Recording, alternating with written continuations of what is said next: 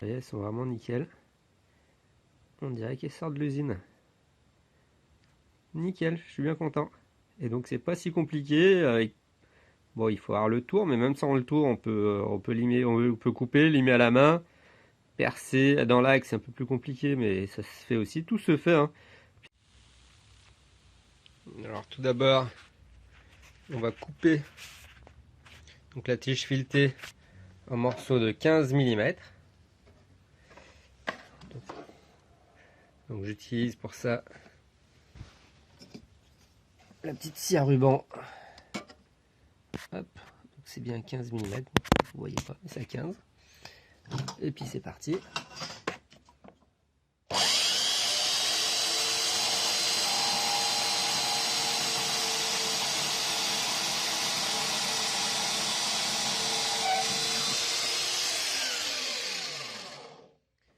Donc je vais couper les 4 et je vous reprends. Donc là j'ai mis autour. Donc pour pas abîmer le filetage, je les ai mis sur deux écrous que j'ai serrés l'un sur l'autre. Donc ça permet de ne pas abîmer le filetage. Donc là je vais faire un dressage et perçage. Donc d'abord avec un fourret à centrer et ensuite avec une mèche de 5 mm puisque c'est pour une clé à laine de 5. Voilà, allez c'est parti.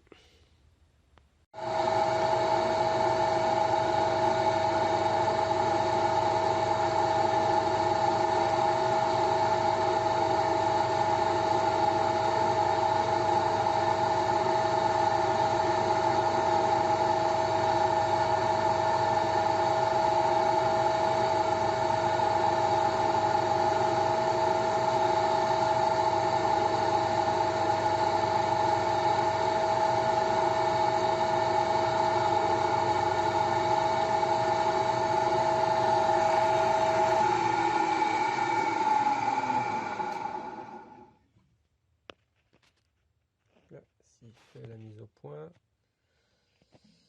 voilà pour envie. Donc j'ai également profité pour faire le cône qui fera le cône d'entrée pour la clé, hein. Donc là j'ai mis le fourret de 5 mm et perçage.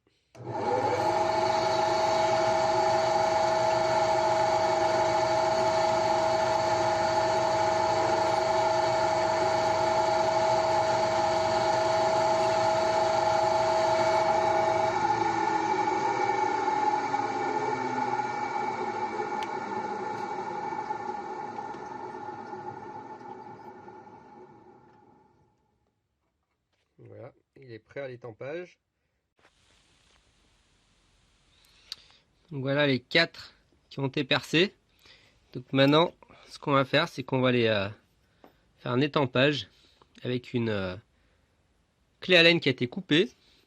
D'un côté, elle était affûtée bien droit pour que les arêtes soient vives. Elle est légèrement plus fine. Donc on va d'abord commencer par un étampage de ce côté-là. Et ensuite, on va utiliser l'étampage de l'autre côté où j'ai juste meulé le bout. Et je vais le passer plusieurs fois pour que ça prenne un peu de jeu. Et voilà. Allez, c'est parti. Donc là pour l'étampage, ce que je fais, c'est que je mets un petit écrou. Je mets sur l'étau, bien serré. Je vais le poser là. Et clac, je tape pour faire rentrer le poinçon dans le trou qui est diamètre 5 et là les côtés sont à 5.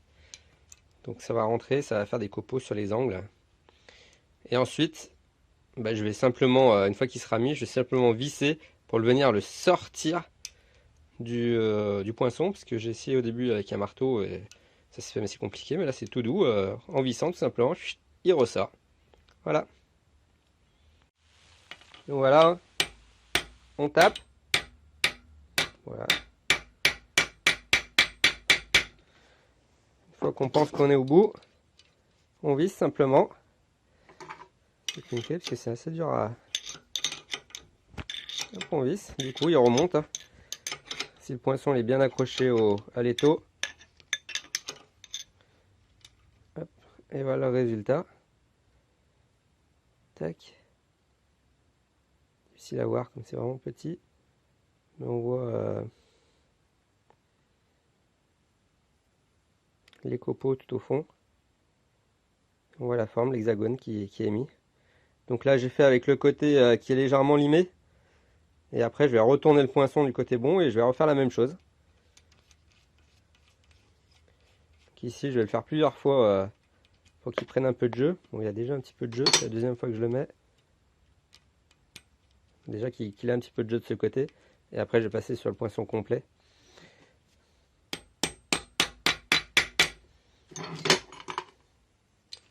Et hop.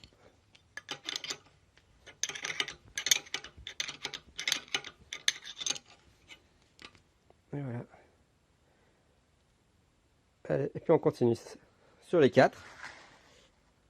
Et après je les retourne. C'est parti. Bon alors j'ai passé un premier coup sur la partie où c'était affûté. Et maintenant j'ai retourné le poinçon. Et je vais passer le poinçon, donc il passe pas. Hein. Une clé elle passe pas encore puisque j'ai affûté, donc c'est vraiment trop juste. Alors, ça pourrait presque passer, mais c'est vraiment pas ça. Ça tient sur 1 millimètre. Donc là pareil, même technique, je mets un petit écrou pour qui va me servir pour le démontage. Donc là, hop, je le mets sur le poinçon. Bien mettre au même endroit, hein, sinon ça va pas aller. Puis hop.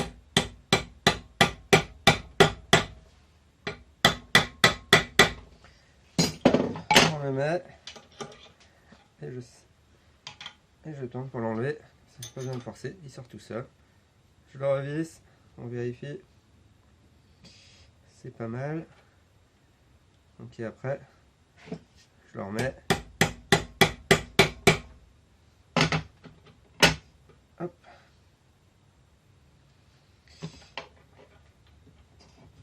Là, le but maintenant, c'est de le remettre plusieurs fois.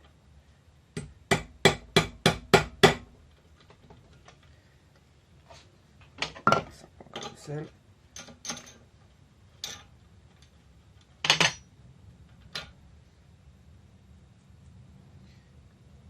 Donc, je vous mets la séquence complète pour pouvoir voir. Donc, hop. Donc voilà, là, ça commence à. Je tourne un peu en fait. Hop.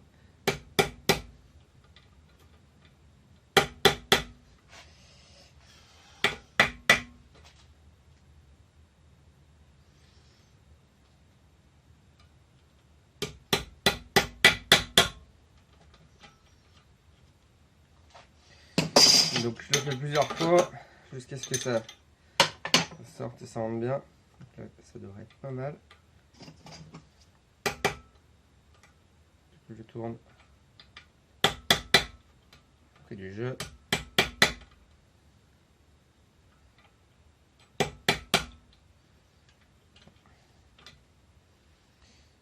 Et ensuite on essaye avec la clé.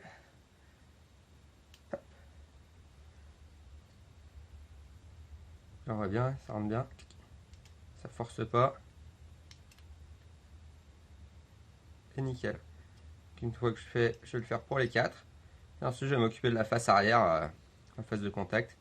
Un petit dressage et un petit chanfrein. Donc voilà. Alors, je sais pas si vous voyez. Mais il est nickel. On voit les copeaux au fond. On voit les copeaux au fond du poinçonnage. Je suis vraiment content du résultat. Donc ça coûte rien. Alors c'est sur de laiton, donc ça se fait facilement. Sur de l'acier, ça risque d'être plus difficile à mon avis. Hein. Avec des poinçons, c'est pas un vrai poinçon. Hein. Donc ça peut être plus difficile. Avec des vrais poinçons, j'en ai déjà fait en usine et ça fonctionne très bien. Allez, c'est parti pour les autres. Voilà. Donc les 4 vis, je fais des petits chanfreins, je les surfacés.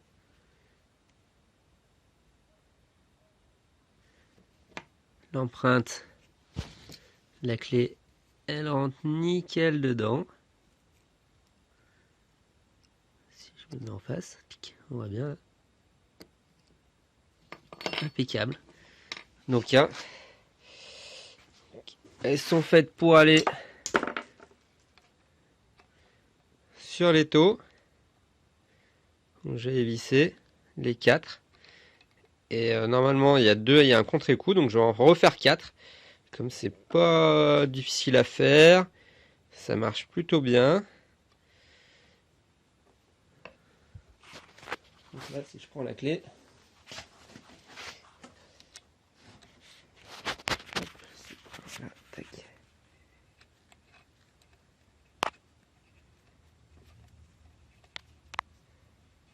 Ça va super bien, donc c'est du M12. Ok, je vais pouvoir nickel les mettre.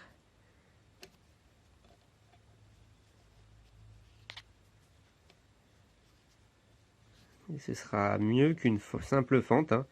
Une simple fente, ça aurait fait l'affaire. Mais c'est vraiment pour le fun. Et puis j'aime bien apprendre. Je pense qu'on est beaucoup à aimer apprendre à faire les choses. Donc voilà. Donc je suis super content. Des vis sans tête à hexagonale creux. Fait maison à partir d'une tige filetée. Voilà. Vous voyez, elles sont vraiment nickel. On dirait qu'elles sortent de l'usine. Nickel, je suis bien content. Et donc c'est pas si compliqué. Bon, il faut avoir le tour, mais même sans le tour, on peut limer, on peut couper, limer à la main, percer dans l'axe, c'est un peu plus compliqué, mais ça se fait aussi. Tout se fait, hein. Puis après, vous avez vu, moi je l'ai mis au marteau, mais on peut le faire avec une presse aussi. Ouais, le plus chiant que j'ai trouvé, c'était vraiment pour sortir le poinçon la première fois qu'il est rentré. Il est rentré vraiment en force et sortir le poinçon la première fois, c'est compliqué. Mais une fois qu'il est sorti la première fois, les fois d'après, vous le passez plusieurs fois et ça ressort bien. C'est vraiment la seule difficulté, c'est ça, et c'est vraiment pas une difficulté, hein. Donc c'est vraiment très simple. Donc je l'ai fait à partir d'une clé Allen. Alors la clé Allen était particulièrement dure, c'est une vieille clé Allen que j'avais et elle était particulièrement dure. Pour la couper, c'était compliqué, pour la limer, c'était compliqué. Et je l'ai affûté finalement en utilisant une meule diamant pour affûter le bout du poinçon. Parce que le poinçon était vraiment très dur. Mais il s'est pas du tout déformé, hein. Bon, on est sur du laiton, hein. Je suis pas sûr que sur de l'acier, ça ferait la même chose. Mais voilà, je suis content. Allez. Tac, de quel petit cône qui permet de bien centrer l'outil, bien tenir droit.